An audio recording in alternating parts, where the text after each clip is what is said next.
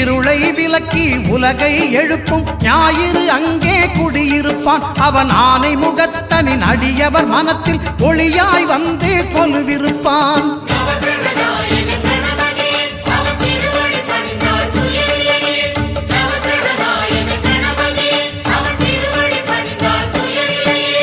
ஒன்பது கோளும் ஒன்றாய் காண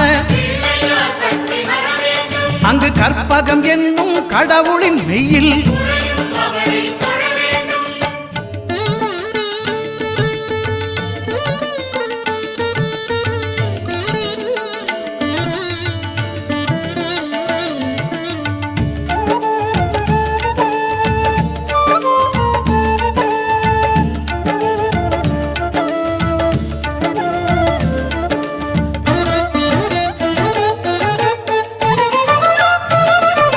திங்கள் பகவான் திருமுகம் காண